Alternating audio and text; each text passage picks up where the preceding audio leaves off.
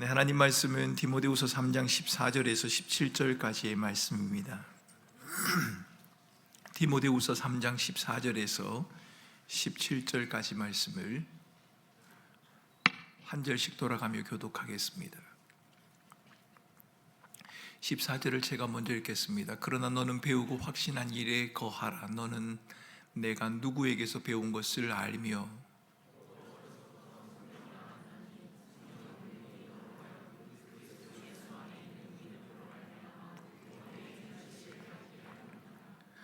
모든 성경은 하나님의 감동으로 된 것으로 교훈과 책망과 바르게 함과 의로 교육하기에 유익하니 이는 하나님의 사람으로 온전하게 하며 모든 선한 일을 행할 능력을 갖추게 하려 함이라. 아멘. 여러분은 믿음이 무엇이라고 생각을 하십니까? 신학자 가운데 R.C. 스프로울이라고 하는 유명한 신학자가 있습니다. 그 신학자는 믿음 자신 있게 대답하라고 하는 책에서 믿음을 이렇게 정의를 합니다. 믿음은 복음을 즐거이 받아들이는 것이며 복음에 동의하는 것이고 교리에 순종하는 것이다. 다시 한번 읽겠습니다. 믿음은 복음을 즐거이 받아들이는 것이며 복음에 동의하는 것이고 교리에 순종하는 것이다. 받아들이고 동의하고 순종하는 것이다. 이렇게 이야기를 합니다.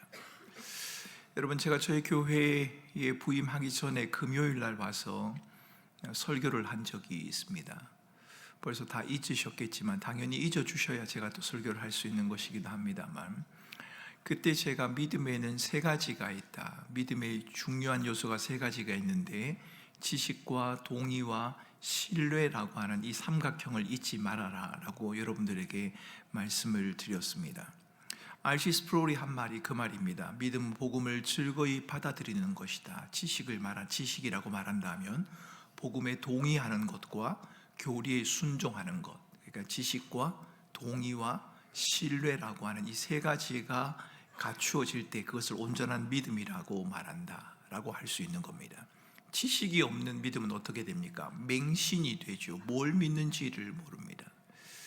열심히 달려가는 한 사람이 있었습니다. 왜 달립니까? 라고 하니까 저 앞사람이 달리니까 달린다고 합니다. 그 앞사람에게 물었습니다. 왜 달립니까? 그 앞사람이 또 달리니까 달린답니다. 제일 앞서가는 사람에게 왜 달립니까? 라고 물었더니 그냥 달리는 거랍니다.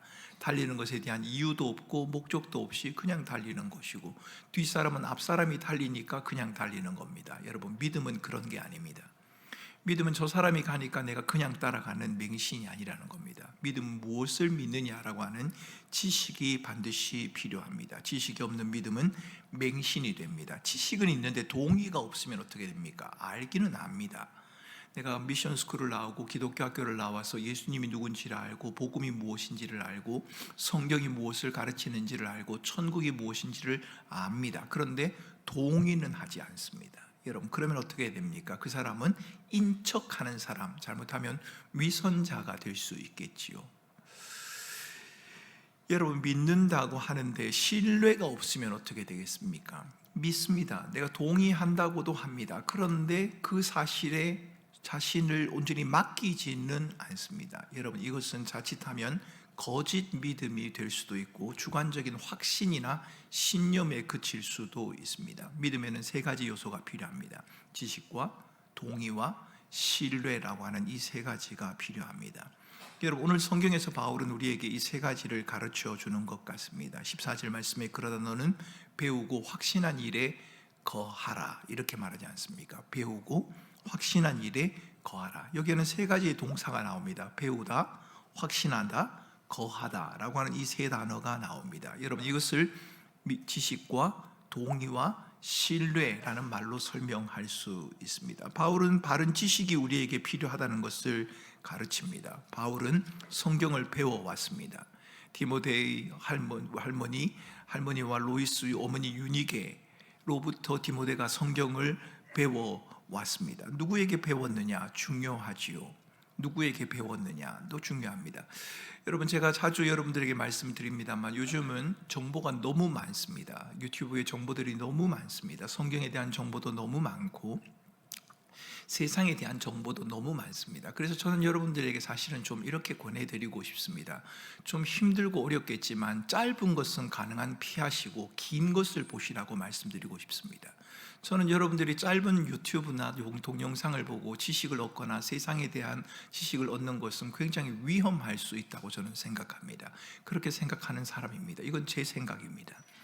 물론 중요한 것을 요약해둔 쇼컷이나 이런 것이 우리에게 도움은 될 수도 있습니다. 저희도 가능하다면 제 설교 가운데 중요한 부분들을 발췌를 해서 쇼컷을 좀 만들어 보면 좋겠다, 그런 생각을 가지고는 있긴 합니다만, 그러나 여러분, 짧은 것들, 편리한 것들, 수월한 것들에 너무 익숙하지 마시기 바랍니다.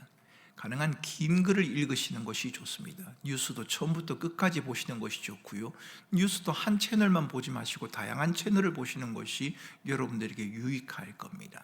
왜냐하면 세상은 항상 자기중심적인 본성을 따라 움직인다. 제가 지난주 설교에서도 말씀드렸던 것처럼 이성의 한계를 가진 일반 지혜를 가지고 일반 은혜를 가지고 운영되는 세상이기 때문에 그렇다는 겁니다.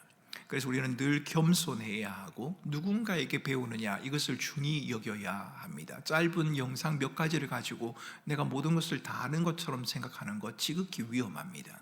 여러분, 가능한 긴 글을 보시고 끝까지 책을 다 보시는 것이, 내용을 다 보시는 것이 중요합니다. 지식이 필요합니다. 바른 지식 말입니다. 여러분, 철로역정이라는 책에 보면 무지라고 하는 한 청년이 나타납니다. 이 무지라는 청년에게 이렇게 질문을 합니다. 어디를 가느냐라고 질문을 받습니다. 그러자 이 무지라는 청년이 새 예루살렘 성을 향해 갑니다라고 이렇게 대답을 합니다. 새 예루살렘, 천국을 말합니다.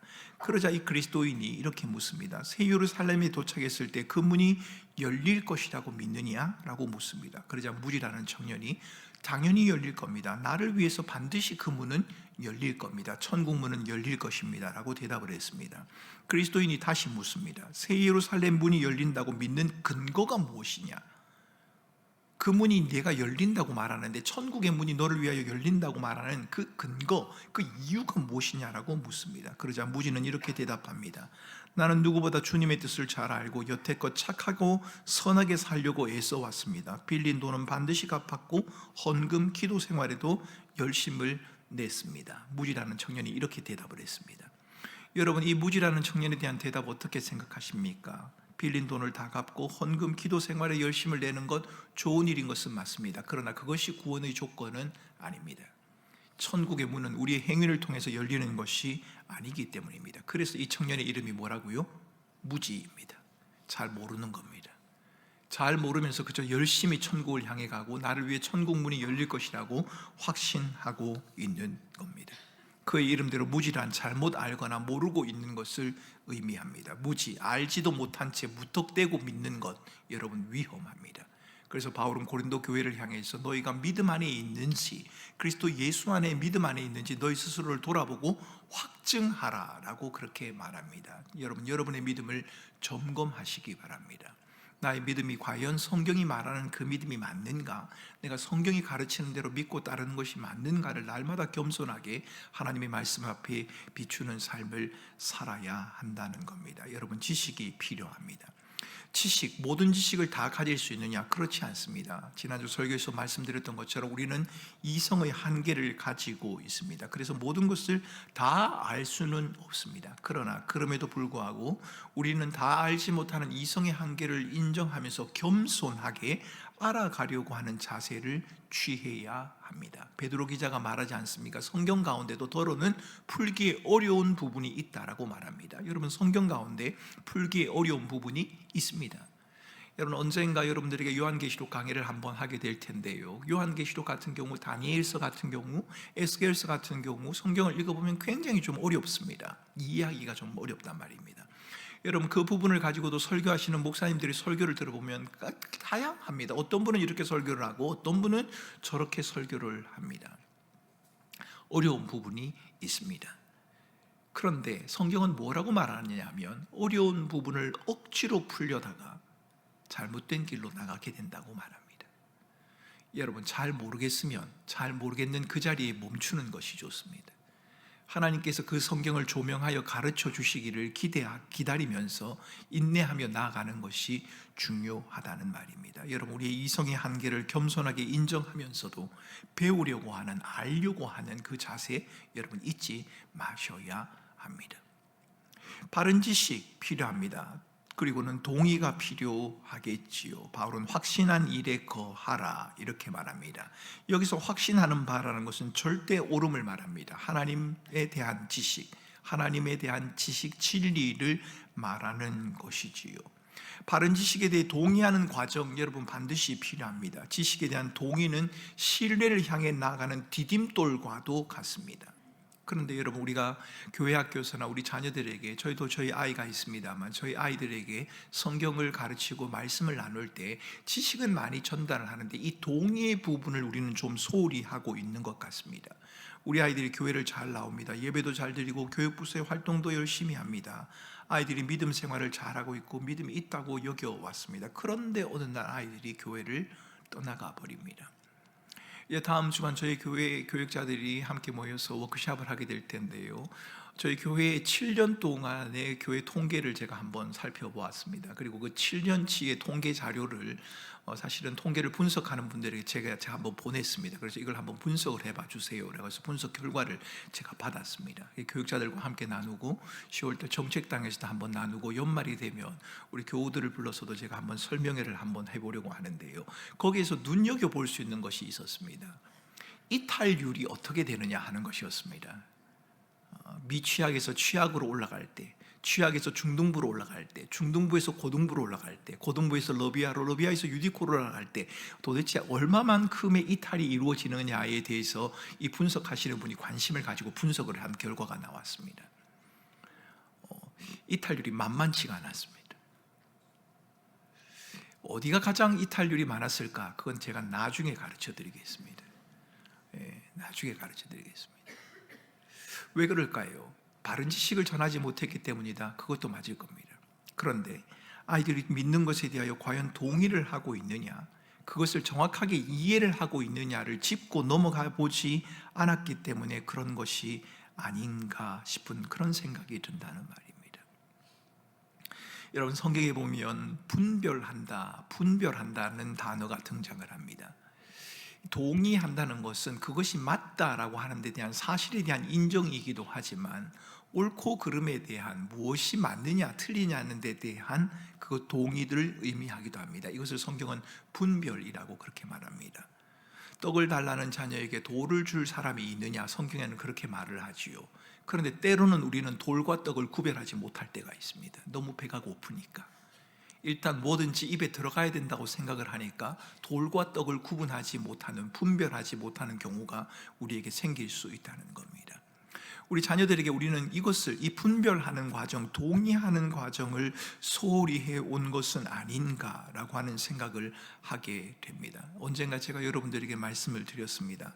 우리가 아이들을 학교에 보낼 때 이렇게 말하죠. 학교 가면 선생님 말씀 잘 들어라. 여러분, 이 인사 아마 여러 차례 들으셨을 겁니다. 저는 학교 갈 때마다 저희 어머님이 그렇게 말씀하셨습니다. 학교 가면 선생님 말씀을 잘 들어라, 그렇게 이야기를 합니다. 언젠가 제가 설교 시간에도 말씀드렸습니다만 유대인들은 아이들을 학교 보낼 때 그렇게 말하지 않는답니다. 학교 가서 궁금한 것은 다 물어보고 오너라, 이렇게 말한답니다. 근데 저희들은 궁금한 걸 물으면 혼나기 때문에 안 묻겠죠. 뭐 귀찮아서도 안 물을 겁니다. 가능한 수업 끝나고 빨리 끝나고 집에 오는 게 소원이기 때문에 한 가지라도 더 물어서 시간이 길어지는 것은 싫지 않습니까? 여러분, 왜 물어야 합니까? 왜 궁금증을 가진 그 질문에 답하는 과정이 필요합니까? 지루한 시간을 보내면서도 왜 묻고 답하는 시간을 가져야 합니까? 동의가 필요하기 때문입니다. 여러분, 제가 저희 교회에 부임하고 난 다음에 어느 날 제가 금요 철야를 마치고인가 제가 제가 본 목양실로 올라가고 있는데 한 청년이 러비아 고3 고등학생이었던 것 같기도 하고 러비아였던 것 같기도 한데 제 앞을 가로막았습니다. 그리고 목사님 질문이 있다고 이야기를 하더라고요. 뭐냐라고 했더니 질문을 했습니다. 뭐 친구의 질문 가운데 하나는 이거였어요. 뭐 교회와 성당의 차이가 무엇입니까? 뭐 그것이었습니다. 그것 지었고 또 몇 가지가 있었습니다. 여러분, 몇 주 전도 아닙니다. 지난주인가요? 저희 교회에 한 아이를 만났습니다. 부모님과 함께 잠시 만나서 이렇게 상담을 하고 면담을 하는 중에 그 아이가 핸드폰에 저한테 묻고 싶은 질문을 여러 가지를 적어와서 질문을 했습니다. 물론 인생에 대한 질문도 있었고 거기에는 믿음에 대한 질문도 있었습니다. 그런데 여러분, 그 과정이 우리에게는 너무 중요합니다. 아마 제가 좀 더 시간이 많이 있었으면 그 질문을 받고 답을 주기보다 그 친구의 생각을 물었을 텐데, 충분한 시간이 제게 없었기 때문에 묻는 말에 그냥 답을 하고는 말았습니다만, 답을 하기보다 그 아이가 어떤 생각을 가지고 있느냐 하는 것에 대해서 확인하는 것이 반드시 필요합니다. 그래서 사실 저는 이번 교육자 회의를 하면서 저희 교회의 내년부터의 교육의 어떤 이 방법을 조금 바꾸어 보면 좋겠다. 한순간에 다 바꿀 수는 없겠지만 많은 지식을 가르쳐 주는 것보다 아이들이 이것을 어떻게 생각하고 있는지, 본인들은 이것을 어떻게 이해하고 있는지, 궁금한 것은 무엇인지, 이런 게 좀 주고받는 수업을 좀 하면 어떨까? 여러분, 세상에서는 이미 이런 수업이 시작이 되었지 않습니까? 이미 학교에서는 그런 수업을 하고 있거든요. 뭐 공동체 학습이라고 하기도 하고 자기 주도적 학습이라고도 하기도 합니다. 왜 그렇게 합니까? 그 지식이 자기의 것이 되어야 하기 때문에 그런 겁니다. 여러분, 정확한 정보라고 제가 말할 수는 없습니다만은, 그저 저도 지나가는 뉴스 기사를 통해서 들은 이야기입니다만은, 저희 나라의 공부를 잘하는 고등학생들이 소위 말하는 미국 아이비리그의 유명한 대학에 들어갑니다. 입학을 합니다. 입학률이 세계 각 나라 학생들과 비교해 보면 탑 순위를 할 만큼 입학률이 높다고 말합니다. 그런데 졸업률이 그렇게 높지가 않답니다. 왜 그런가에 대해서 그 미국에 계신 그 하버드 교수님이었던 것 같습니다. 잠시 하는 이야기를 들었습니다. 그 교수님이 그런 이야기를 했습니다. 한국 학생들이 참 많이 알고 빠르게 습득하는데 한 가지 부족한 것이 있다. 자기의 생각을 표현하는 일이 어렵다는 겁니다. 더구나 글로 표현하는 것은 더 어렵다는 겁니다. 글 쓰는 게 너무 어렵지 않습니까? 요즘은 글 쓰는 그 시대가 아니지 않습니까? 세대들이 글을 쓰기보다는 그저 듣고 보는 것에 익숙해져 있기 때문에 자기의 생각들을 논리적으로 표현하는 것, 거기에는 익숙해져 있지만 쓰는 것은 어렵지 않습니까? 하지만 논리적으로 말하는 것조차도 어려워한다는 겁니다. 왜요? 항상 정답을 말해야 하니까요. 정답이 아니면 혼이 나니까요. 틀리니까요. 우리 교회에서도 그렇지 않습니까? 아이가 만약에 우리가 가르치는 것과 좀 다르게 답을 하면 선생님들이 어떻게 이야기를 하면, 그렇게 아니야, 그게 아니라고, 그렇게 생각하면 틀렸다고, 이렇게 말하지 않습니까? 그럼 그렇게 말하면 그 아이가 그 틀린 생각을 접었을까요? 그렇지 않을 겁니다. 그 아이의 마음속에는 어쩌면 계속적인 궁금증이 남을 겁니다. 나는 이렇게 생각하는데 교회에서는 왜 이렇게 말을 하지? 이 궁금증을 가지고 다행히 하나님의 도우심을 따라 답이 주어지고 풀려지면 다행이지만, 그 궁금증이 그 아이를 믿음에서 떠나가게 만들 수도 있다는 겁니다. 그러게 여러분, 교회는 바른 지식을 전하는 것도 중요하지만 그 지식이 아이에게 바르게 이해가 되어져 있는지, 그 아이는 그것을 어떻게 이해하고 받아들이는지, 여러분, 이것을 우리는 이해할 필요가 있습니다. 여러분, 지식과 동의에 대한 좀 우스운 이야기가 있습니다만, 제가 여러분들에게 아마 들려드린 적이 있는데 잊어버리셨으리라 제가 확신을 하고 또 말씀을 드리겠습니다. 기독교 학교에서 있었던 일입니다만은 지어낸 이야기가 확실합니다. 제가 보기엔 이 이야기가 진짜 있었던 이야기는 아닌 것 같고요, 아마 지어낸 이야기가 확실합니다. 교장 선생님이 아이들이 성경을 얼마나 많이 알고 있는지 궁금했습니다. 그래서 지나가던 아이에게 물었습니다. 야, 여리고성을 누가 무너뜨렸니? 라고 했더니 이 아이가 갑자기 정색을 하더니만 깊이 고민을 합니다. 교장 선생님, 제가 무너뜨리지 않았습니다. 이렇게 대답을 말했습니다. 그래서 이 아이에게 성경을 가르치는 선생님을 불렀습니다. 선생님, 이 아이에게 내가 여리고성을 누가 무너뜨렸냐고 물으니까 이 아이가 안 무너뜨렸다고 말합니다. 어떻게 된 겁니까? 라고 했더니 이 선생님이, 교장 선생님, 이 아이는 절대 여리고성을 무너뜨릴 아이가 아닙니다. 그냥 우스개 이야기입니다. 그러나 여러분, 성경에는 바른 지식이 필요하고 그 지식에 대한 동의가 필요합니다. 제가 지어낸 이야기라고 말씀드렸지 않습니까? 여리고성을 무너뜨리는 게 자기가 아니라는 걸 왜 모르겠습니까? 이건 그냥 우스개 이야기로 지어낸 겁니다. 중요한 것은 성경에 대한 지식과 동의가 필요하다는 겁니다. 아이들만 그래야 합니까? 그렇지 않습니다. 오늘 성경이 말하는 하나님이 주시는 구원의 지혜가 담겨있는 성경, 이것은 남녀노소 관계없이 모두에게 배움의 대상이 되어야 합니다. 배움, 양육의 과정은 멈추지 말아야 하는 겁니다. 그래서 여러분, 우리 성도들 가운데도 꿈토 모임을 하거나 나눔을 하거나 간에 성경의 지식이 수준이 다 다를 수가 있지 않겠습니까? 신앙의 연륜이 다 다르지 않습니까? 그래서 혹 다른 답을 하더라도, 좀 엉뚱한 답을 하더라도 핀잔을 주지 마시고 왜 그렇게 생각을 하는지, 어떻게 그렇게 이해를 하게 됐는지를 묻고 그 사람이 바른 지식을 가질 수 있도록, 그 지식에 동의할 수 있도록 안내해주고 도와주는 것이 필요하지 않겠나 싶습니다. 여러분, 저는 저희 교회에 주일학교 아이들뿐만 아니라 어른들의 양육조차도 그렇게 다 한번 바꾸어 보고 싶은 마음이 있습니다. 그래서 그것을 준비하고 있습니다. 지금은 저희 교회가 일방적으로 강의하는 양육만 하지 않습니까? 우리 교육자들이 강의하고 여러분들이 열심히 받아 적지 않습니까? 그런데 한 학기 지나면 여러분 다 잊어버리지 않습니까? 그리고 그 다음 학기에 또 들어오시지 않습니까? 남는 게 뭔가요? 내가 그 과정을 했다고 하는 그 기억, 그 자부심을 가지고 살아간단 말입니다. 근데 그것으로는 충분하지 않습니다. 여러분 스스로가 배우고 여러분 스스로의 말로 표현하고 함께 나누는 일들이 있어야 한다는 겁니다. 그런데 이런 교육을 우리가 받아보지를 못했습니다. 학교에서도 그렇고 사회에서도 그렇고 집에서도 그렇고 서로가 대화를 하고 서로가 토론을 하고 서로가 논의하는 과정들을 우리가 겪어보지를 못했습니다. 저는 이 일들을 우리가 교회에서 먼저 좀 할 수 있으면 좋겠다 싶습니다. 지식과 동의가 필요합니다. 그와 함께 우리에게 또 필요한 것이 있습니다. 그것은 바로 신뢰입니다. 오늘 읽지는 않았습니다만 10절 말씀에 보면 따르다라고 하는 동사가 숨겨져 있습니다. 여러분, 이 동사를 포함해서 제가 한번 그 10절 본문을 읽어보겠습니다. 이렇게 읽을 수 있습니다. 그러나 그대는 나의 가르침과 행동과 의향과 믿음과 오래 참음과 사랑과 인내를 따르며, 여러분 10절 본문을 이렇게 읽을 수 있습니다. 여러분, 따른다라고 하는 그 말은 그야말로 앞서간 사람의 발자취를 쫓아가는 겁니다. 신약에서는 뭔가를 우리에게 설명해 주는 사람에게 이해가 됩니다 라고 말을 할 때 따른다라는 표현을 씁니다. 알겠습니다. 맞습니다. 제가 알겠습니다. 그게 무슨 말인지 알겠습니다 라고 할 때 따른다라고 하는 겁니다. 여러분, 예수님을 따른다는 게 뭔가요? 예수님이 가르치는 게 뭔가를 알고 거기에 순종하는 겁니다. 동의하고 순종하는 겁니다. 여러분 기억하십니까? 예수님의 제자들이 예수님을 따른다고 했을 때 그들이 얼마나 예수님을 따른다는 것에 대해서 오해하고 있었던지요. 누가 크고 높은지를 다투지 않습니까?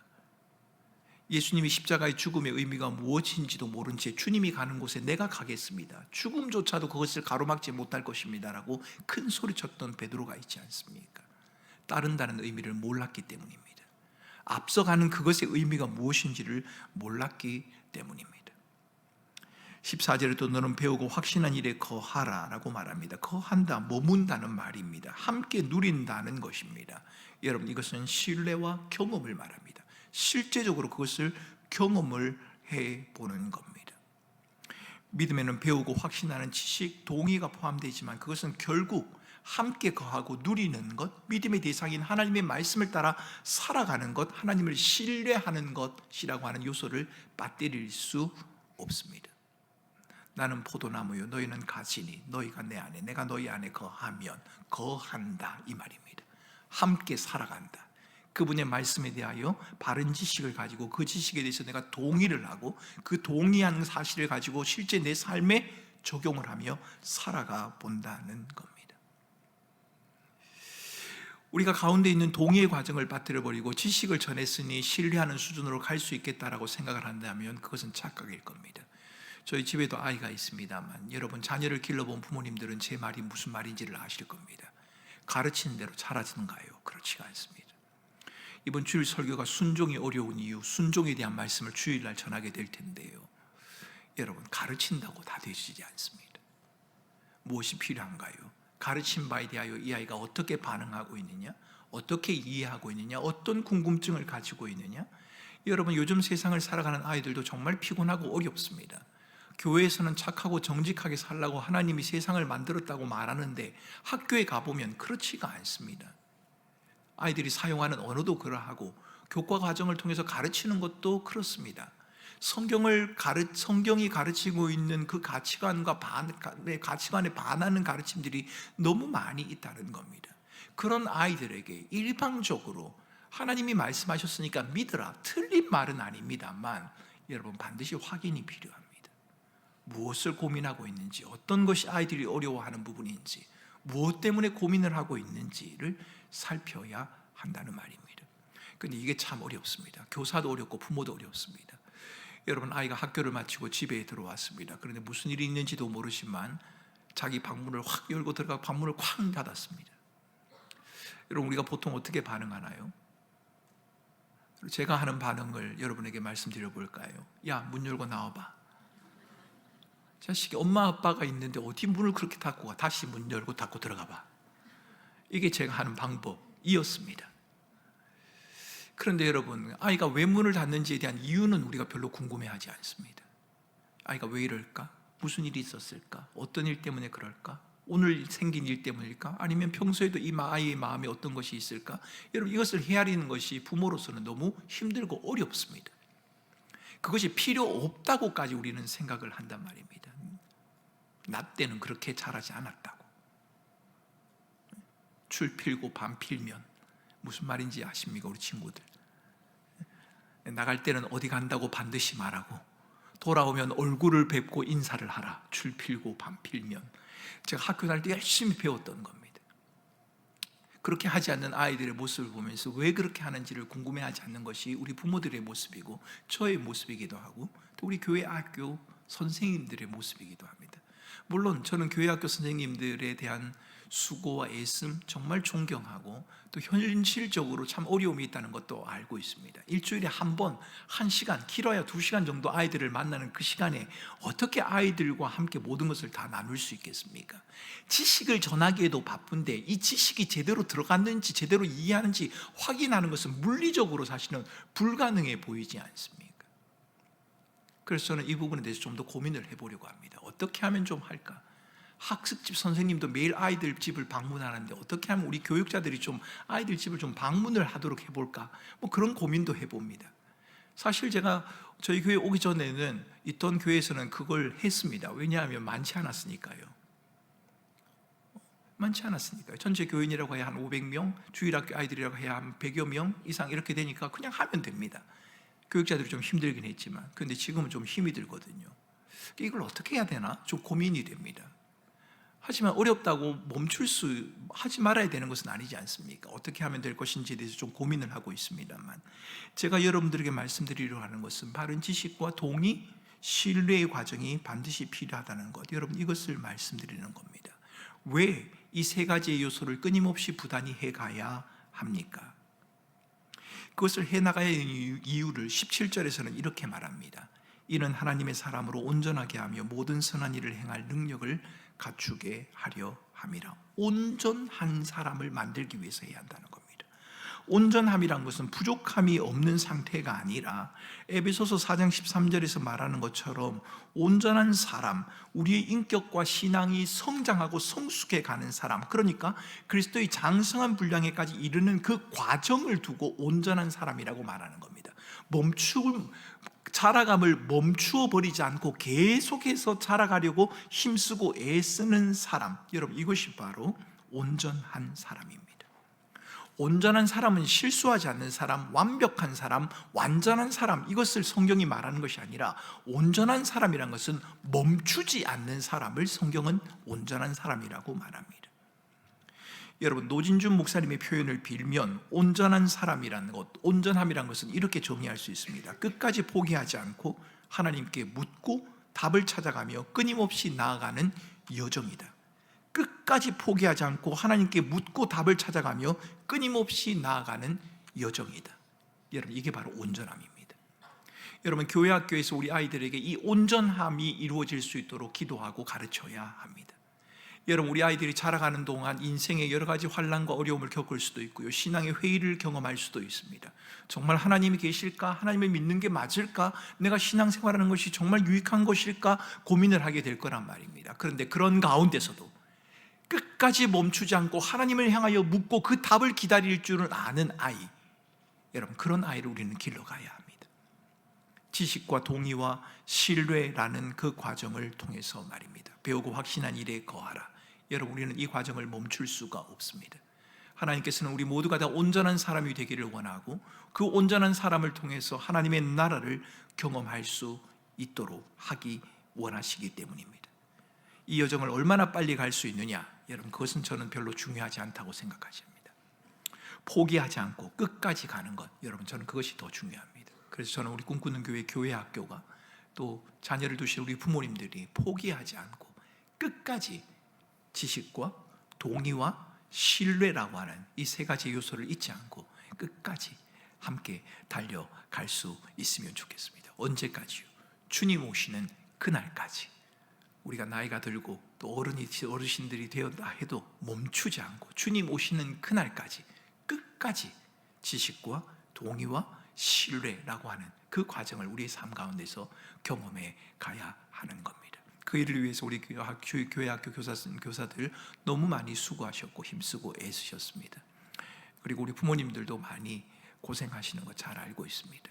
하지만 의미 있는 일이요, 귀한 일이요, 반드시 해야 하는 일이기 때문에 멈추지 않고 이 과정을 끝까지 함께 잘 감당해가는 우리 모두가 되실 수 있기를 주님의 이름으로 축원합니다.